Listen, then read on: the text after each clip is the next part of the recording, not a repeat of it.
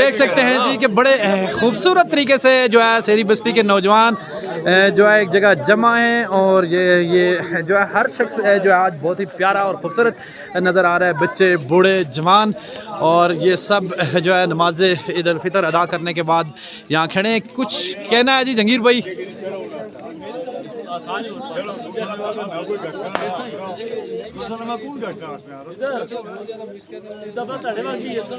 जी Saqib